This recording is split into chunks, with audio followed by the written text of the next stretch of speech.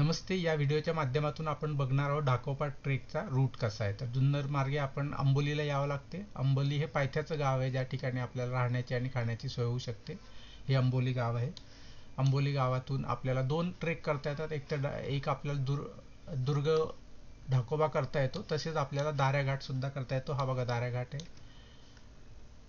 40 ते 50 मिनिटाच्या सोप्या ट्रेक नंतर आपण इथे पोहोचतो आणि इथून हा दृश्य बघू शकतो. हा थोडा खोलगट भाग असल्यामुळे इथून खूप जास्त आजूबाजूचा मोठा परिसर दिसत नाही, कारण दोन्ही बाजूने डोंगर आहेत उंच. आणि हा बघा, या साईडने पण डोंगर आहे आणि या साईडने पण डोंगर असल्यामुळे पलीकडचा जीवधन, नाणेघाट हे दृश्य दिसत नाही, किंवा धाकोबा सुद्धा इथून दिसत नाही.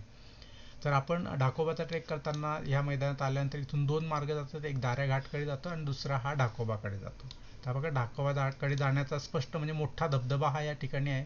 हा धबधबा बघतच आपण जा. या धबधब्याच्या मार्गात आल्यानंतर इथे दोन धबधबे एकत्र येतात. इथे पण छोटा धबधबा असतो. हा पलीकडे जाऊन इथून क्रॉस करून आपल्याला या झाडीमधून या धबधब्याच्या मार्गानेच वर जायचं आहे, पण अगदी जवळून नाही, लांबून आहे. हा या झाडीमधून असं नागमोडी वळणाची ही जी वाट दिसते, ही हा ट्रेक मार्ग आहे, हा रूट आहे. इथून आपण करत करत अशा पद्धतीने वर जातो. हा जो एक दगडी पॅच या ठिकाणी येतो, हा दगडी पॅच खूप रिस्की आहे. या ठिकाणी छोट्या छोट्या पायऱ्या केलेल्या आहेत. त्या पायऱ्यांवर सावधानपूर्वक पाय ठेवावा लागतो. धरायला कोणतीही जागा नाही आहे, कोणतेही रेलिंग्स नाही आहे. त्यामुळे काळजीपूर्वक हा पॅच वर गेल्यानंतर मग आपण पोहोचतो या धबधब्याच्या जवळ. इथे जो धबधबा आहे, इथे जो धबधबा कोसळतो, त्या धबधब्यामधून आपण जाऊ शकतो आणि तिथे एक गुहा सुद्धा आहे छोटीशी. त्या गुहेतही आपण थांबू शकतो. त्यानंतर या मार्गे आपण वर येतो पठाराच्या दृष्टीने. इथपर्यंत यायला आपल्याला 50 ते 60 मिनिटं लागतात. इथून आल्यानंतर आपण पूर्ण व्ह्यू बघू शकतो अंबोली गावाचा आणि कुठून आपण चढून आलेलो आहे असं. इथून आपल्याला इथपर्यंत येता येतं आणि इथे आपल्याला धबधबा खाली कोसळताना दिसतो. इथपर्यंत यायला फारसं चुकण्याची शक्यता नसते. मात्र इथे वर आल्यानंतर चुकण्याची शक्यता आहे. तुम्ही बघू शकता इथे किती पायवाटा आहेत. वेगवेगळ्या ज्या पायवाटा जातात त्या कुठे जातात आणि त्या कुठे घेऊन जातील याच्याविषयी आपल्याला काहीच माहीत नसेल तर गावाकडून आपण स्थानिक गाईड जरूर आणा, जे आपल्याला मदत करतील. इथे आल्यानंतर आता बघा, इथे तीन ठिकाणं वेगवेगळी दिसतील जिथे आपल्याला जर हा ट्रेक करायचा असेल तर. एक आहे ढाकोबा दुर्ग आणि दुसरा आहे ढाकोबा मंदिर आणि तिसरा जो आहे तो दुर्ग ढाकोबा, किंवा नुसता दुर्ग किल्ला आहे तो दुर्ग ढाकोबा हा इथे आहे. तर पहिल्यांदा एक लक्षात घ्या की हा जो दुर्ग किल्ला आहे हा खूप लांब आहे आणि हा इथून या मार्गे करणं अवघड आहे. जर इथे कुठे तुम्ही मुक्काम केला तरच तिकडे जाऊ शकाल, नाही तर इकडे यायचं असेल तर या हातवीस गावातून आपल्याला वेगळ्याच मार्गे यावे लागतं. जुन्नर मार्गे किंवा ह्या मार्गे हा ट्रेक होत नाही. पण ह्या दोन मध्ये कन्फ्युजन होतं, कारण हा दुर्ग ढाकोबा आहे, हा दुर्ग ढाकोबा आहे आणि हा दुर्ग किल्ला आहे. तर दुर्ग शब्दामुळे सुद्धा गोंधळ होतो आणि आपण नक्की कोणता ट्रेक करणार आहोत ते लक्षात येत नाही.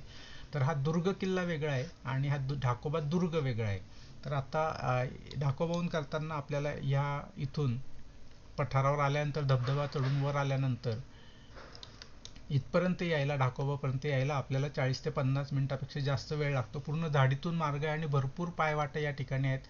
कुठूनही पायवाट चुकले तर आपल्याला प्रचंड मनस्ताप होऊ शकतो. खूप चालावं लागू शकतं, कारण सपाट मैदान आहे आणि शेवटच्या टप्प्यात हा चढाव आहे. तर आपल्याला हे दोन जर बघायचे असतील तर सकाळी लवकर तुम्ही अंबोलीत येऊन सुरू केलं पाहिजे, कारण त्या पठारावर आल्यानंतर इथपर्यंत जायला साधारणतः अजून 1 तास लागतो, कारण ही चढ आहे आणि ह्या चढून गेल्यानंतर वर आपण बघू शकतो.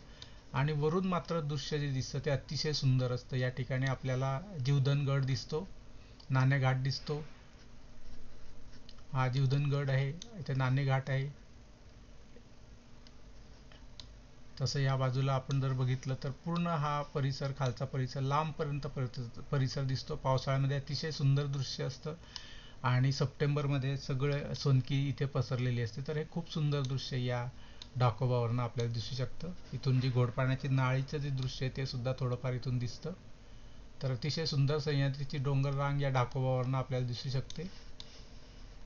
तर आधी पठारावर आल्यानंतर ताज्या दमाचे असल्यामुळे आधी ढाकोबा करून घ्या आणि त्याच्यानंतर मग या पिण्याचा सडा जो आहे तो, हा म्हणजे इथे असे दगडांचा, खडकाचा उघड पडलेला भाग आहे तो, असा वेगळ्या दगडांचा जणू काही सडा पडलेला आहे असं दिसतो.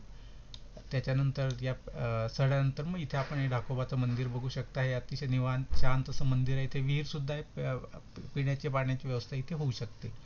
तर एक लक्षात घ्या, दारा घाट चढून आल्यानंतर या पठारावर आल्यानंतर जर हे दोन्ही ठिकाण आपल्याला बघायचं असेल, ढाकोबा गड आणि ढाकोबा मंदिर, तर इथून जायला आपल्याला इथे 1 तास, इथून जायला 40-50 मिनिटं आणि परत यायला 1 तास असा वेळ लागू शकतो. तर वर फिरायला 4 ते 5 तास लागू शकतात.